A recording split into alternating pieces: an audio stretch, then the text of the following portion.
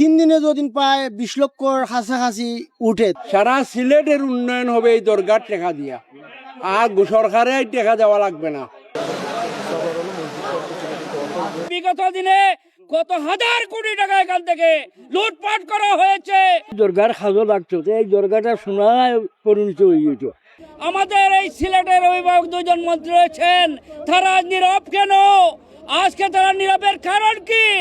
আগামীতে যদি এই হিসাব বন্ধ হয়ে যায় তাহলে ইনশাআল্লাহ সিলেটের সচেতন নাগরিকদেরকে সাথে নিয়ে এমন দুর্বার আন্দোলন করব।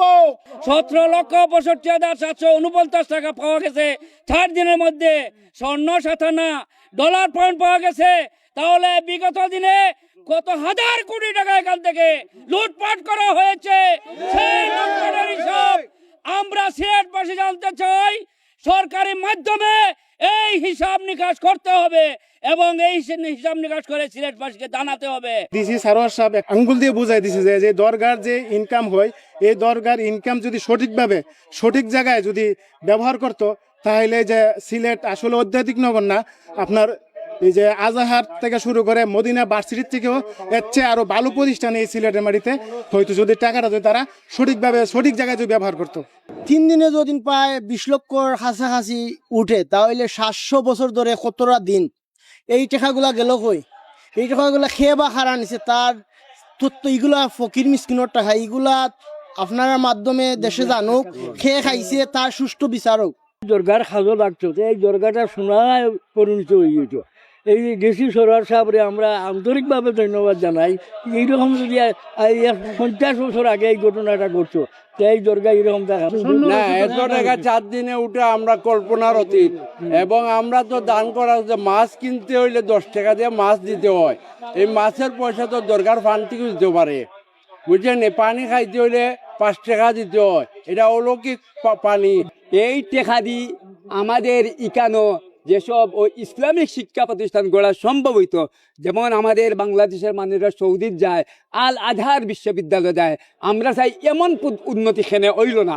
মাজারও যদি পর্যটক হলাইলে পেশাব করার জায়গা পায় না, বাথরুম করার জায়গা পায় না, গাড়ি পার্কিং করার জায়গা পায় না, আরো অনেক কষ্ট, এবাদতের জায়গা নাই।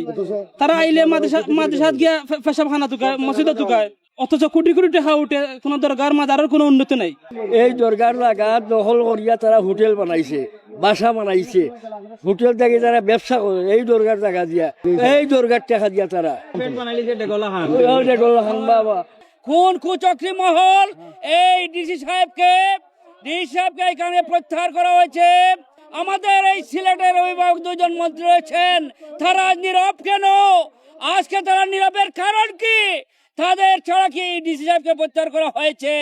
শাহজালাল পণ্যবিতে মানুষ আইসা এখানে যে উদ্দেশ্যে টাকাটা দেয়, সেই উদ্দেশ্য যদি বন্টন করা হতো, তাহলে আজকে সিলেট আসলেই মানুষ দৃষ্টিনন্দনভাবে দেখতো, না আসলে ঠিক আছে সিলেটে যে তাদের 360 আউলিয়ার পণ্যভূমি আসার কারণে যে ইসলামের যে একটা পতাকা উঠছে, শাহজালালের যে একটা ঐতিহ্যভাবে আমাদের যে ইসলাম আনছে, ইসলামের সৌন্দর্য কোনো শিক্ষা প্রতিষ্ঠান এই সিলেটের মাটিতে গড়ে ওঠে নাই। এটা আমাদের জন্য ব্যর্থতা। আমরা চাই অতিবিলম্বে এই মাজারের টাকা সঠিকভাবে ব্যবহার করা হোক, এটা আমাদের সাধারণ মানুষের। এই হিসাব যদি স্বচ্ছ থাকে তাহলে শাহজালালের দরগা সোনার দরগায় পরিণত হবে। এই টাকার হিসাব সিলেটবাসী জানতে চায়। আজকে সিলেটের ডিসি সরোয়ার আলম যে উদ্যোগ নিয়েছেন, তাকে আমরা সিলেটবাসী সাধুবাদ জানাই।